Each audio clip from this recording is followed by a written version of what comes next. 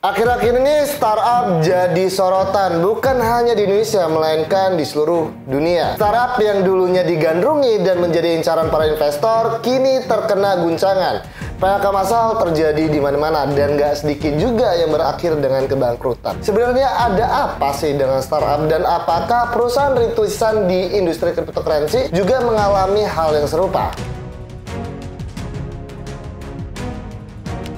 Startup atau perusahaan rintisan pernah diramalkan menjadi bisnis masa depan. Kita lihat juga pasar kripto ini hancur hampir kurang lebih 200 miliar US dollar gitu, hilang hanya dalam kurun waktu 24 jam saja. Namun perlahan sayangnya tak sedikit startup yang mungkin gigit jari lantaran usahanya mandek di tengah jalan kemudian melakukan PHK. Tingginya inflasi, terus juga ketegangan geopolitik. Terlihat mentereng tapi potensi rugi bisa jadi segambar. Yang tentunya juga membuat harga koin-koin yang mengalami kejatuhan. Hai, balik lagi sama aku Jamja. Aku yakin banyak dari kalian yang mungkin udah dengar berita miring tentang startup karena emang lagi rame banget dibicarakan di mana-mana. Dan kalau misalkan kalian jadi salah satu korbannya, aku doain ya yang terbaik buat kalian. Amin. Nah, di video ini juga aku bakal bawain perkembangan perusahaan rintisan di bidang cryptocurrency yang menurut aku situasinya tuh lebih mencekam tapi nggak banyak orang beritakan. Nah, ini penting ya bagi kalian yang memiliki aset di cryptocurrency untuk paham situasinya, karena emang lagi bahaya banget. Bahayanya kenapa nanti bakal aku bahas di video, teman-teman.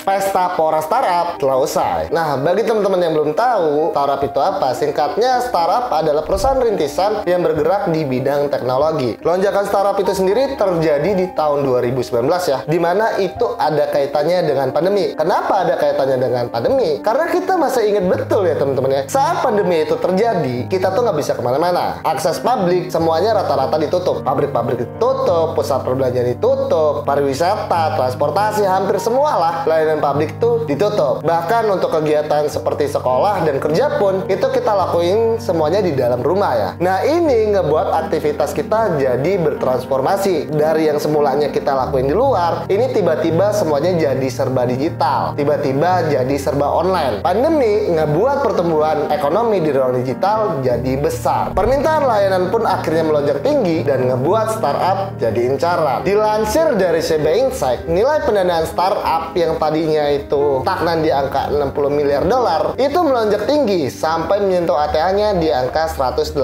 miliar dolar. Itu artinya naik hampir 3 kali lipat sejak terjadinya pandemi. Pandemi artinya ngebuat startup jadi berpesta pora. Namun kini masa emas startup telah usai karena situasinya emang udah berubah total. Yang pertama dari pandeminya itu sendiri. Kita tadi udah ngebahas ya, pandemi ngebuat startup itu ke dalam masa emasnya. Pandemi saat ini tuh udah berangsur-angsur membaik dan itu sebenarnya bagus, tapi enggak buat startup karena kita harus ngeliat efek sampingnya ya. Efek samping dari pandemi yang mulai membaik artinya perilaku masyarakat pun mulai kembali menjadi normal. Akibatnya penurunan user yang signifikan pun itu terjadi di beberapa startup. Nggak cuma nyampe itu aja, guncangan ekonomi global yang saat ini kita hadapin mulai dari inflasi yang pada saat video ini dibuat, inflasi Amerika tuh udah nyampe 9,1%. Setelahnya ada perang Rusia dan Ukraina serta naiknya suku bunga yang semua itu ngebuat perilaku investor jadi berubah, jadi lebih berhati-hati dan jadi lebih selektif lagi. Nah, semua itu kan berdampak ya bagi para startup di mana penurunan user terjadi karena pandemi yang udah mulai membaik dan masyarakat udah mulai beraktivitas jadi normal kembali. Yang kedua, sulitnya mencari investor di tengah kondisi ekonomi yang nggak stabil kayak gini. Ya mau nggak mau, startup terkena imbasnya. Akhirnya langkah efisiensi pun dilakukan oleh startup-startup ini. Tujuannya ya cuma satu. Tujuannya untuk memperpanjang napas atau bahasa kerennya itu memperpanjang runway lah dari startupnya itu sendiri. Seleksi alam startup. Nah, tadi kita kan udah memahamin situasi apa yang saat ini startup itu sedang hadapin. Mulai dari kondisi makroekonomi global yang lagi nggak stabil, serta perubahan psikologis pengguna pasca pandemi, ngebuat situasi yang menyulitkan bagi beberapa startup ini. Dilansir dari CB Insight, nilai pendanaan pada startup itu udah turun sebanyak 35%. Dimana dari yang sebelumnya di Q4 2021 nilainya itu 180 miliar, kini di Q2 buat 2022 nilai pendanaan startup hanya tersisa 115 miliar dolar aja. Nah, ini jadi polemik ya, karena kita tahu startup itu kan dikenal dengan tren bakar-bakar uangnya, di mana tren bakar uang ini kan ditujukan untuk mempercepat pertumbuhan atau growth dari startup itu sendiri. Karena di dalam startup dikenal dengan istilah winner takes all. Nah, permasalahannya kebanyakan startup itu kan belum profitable, dan untuk ngelakuin bakar-bakar uang itu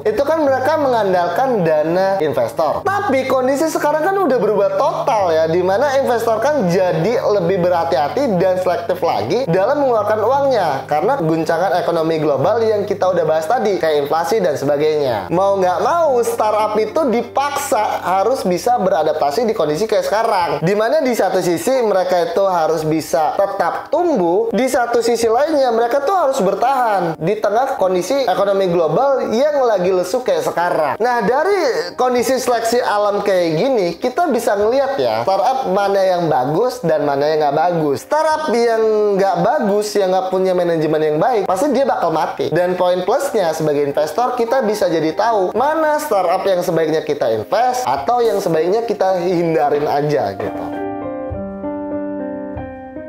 Startup kripto di ambang kehancuran. Kondisi sulit yang sedang dialami oleh startup digital pada umumnya, yang kayak tadi kita udah bahas, itu juga pastinya dialami oleh startup yang ada di industri cryptocurrency. Bedanya kondisi ini diperparah oleh sentimen negatif akibat jatuhnya Terra Luna. Jatuhnya Terra Luna itu ngebuat banyaknya investor kripto jadi ketakutan. Akibatnya lonjakan permintaan penarikan dana pun terjadi. Apalagi bagi mereka yang sempat berinvestasi di dua token tersebut. Di tengah pasar yang lesu dan banyaknya orang yang cash out dari kripto, ngebuat krisis likuiditas di banyaknya startup cryptocurrency. Nah, hal ini mengerikan ya bagi kita para investor, di mana startup cryptocurrency khususnya di bidang layanan keuangan seperti bank dan marketplace ini ngebuat user atau penggunanya itu dalam kondisi yang nggak pasti, kayak nggak bisa withdraw dan sebagainya.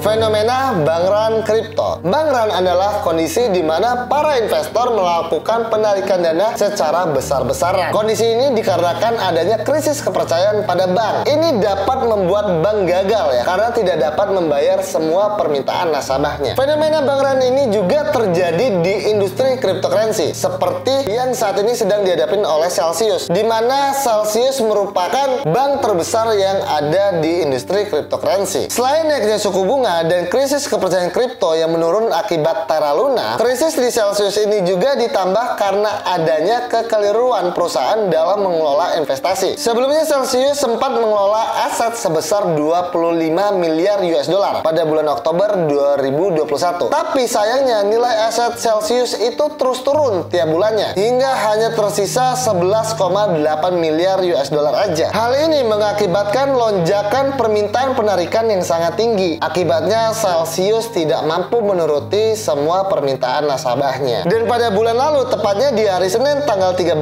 Mei tahun 2022, Celsius ngumumin bahwa semua penarikan, pertukaran, dan transfer antar akun itu udah dihentikan untuk sementara waktu dengan alasan kondisi pasar yang lagi ekstrim. Ada juga platform sejenis dengan Celsius, itu Babel Finance dan Coinfact, di mana keduanya ini memakai cara yang sama seperti Celsius, yaitu dengan cara memberhentikan seluruh penarikan dana dengan alasan yang sama, yaitu kondisi pasar yang lagi ekstrim. Selanjutnya ada Voyager. Kebijakan yang diambil oleh Voyager bisa dibilang jauh lebih baik karena dia nggak sampai memberhentikan transaksi. Voyager hanya memotong batas penarikan harian dari yang sebelumnya 25.000 US dollar itu menjadi 10.000 US dollar aja. Terakhir itu ada dari BlockFi. Bank kripto yang memiliki 650.000 klien di berbagai negara ini melakukan pemecatan 20% dari semua pekerjanya, yang jika ditotal semua pekerjanya itu jumlahnya adalah 850-an. Hal ini dilakukan untuk efisiensi di tengah bear market ini ya. Kabar baiknya layanan tetap berjalan dengan baik dan investor tuh nggak kena impact.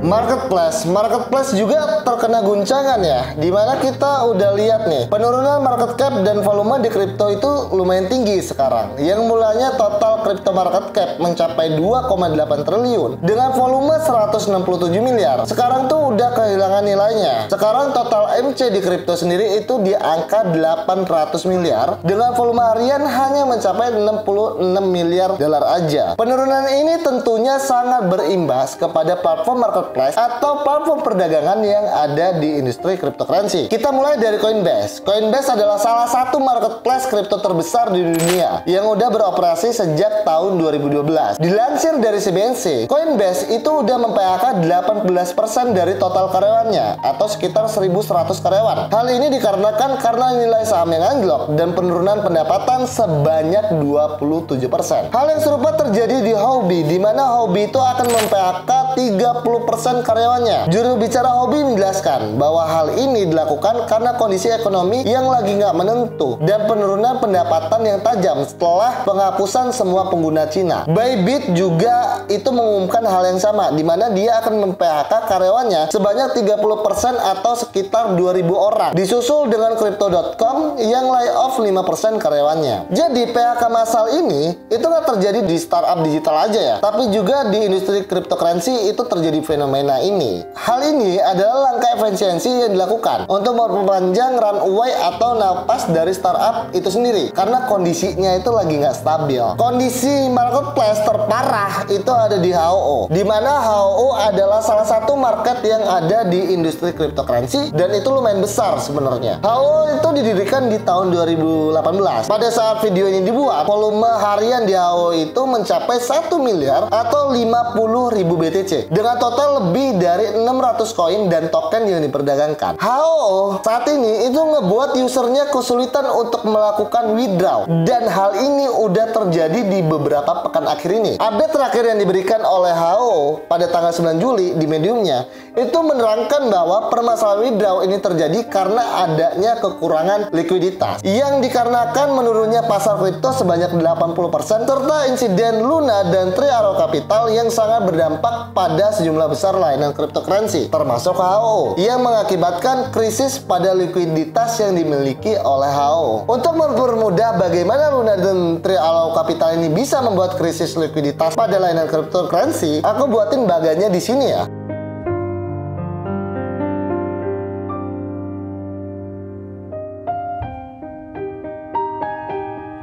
Nah, tadi kita udah ngebahas semuanya ya. Mulai dari situasi yang saat ini sedang dihadapin oleh startup digital pada umumnya, sampai ke permasalahan yang sedang dihadapin oleh startup di industri cryptocurrency. Dimana kalau misalkan kita lebih teliti, ini ada sebuah perbedaan. Startup digital itu kan dia lebih cenderung ngasih layanan teknologi ya. Entah itu hiburan, edukasi, ataupun tontonan dan sebagainya. Sedangkan kalau misalkan startup di industri cryptocurrency itu mereka lebih cenderung ngasih layanan keuangan seperti bank ataupun marketplace. Yang mau aku tekankan di video ini buat teman-teman semua ataupun viewer-viewer di Auto Sultan ini adalah untuk lebih berhati-hati dulu untuk menggunakan platform-platform yang ada di industri cryptocurrency. Karena seperti yang udah aku bahas, sedang ada fenomena krisis likuiditas yang menyerang beberapa startup yang ada di industri cryptocurrency. Jangan nyampe kamu jadi salah satu korbannya dan ngebuat kamu tuh nggak bisa withdraw, oke? Dan untuk solusinya sendiri, di tengah pasar lagi kayak gini, aku nyaranin kalian untuk memilih platform yang emang regulasinya jelas aja dulu sampai market itu udah membaik dan permasalahan likuiditas ini udah bisa teratasin. Ya kalau misalkan di Indonesia sendiri, startup kripto yang memiliki regulasi itu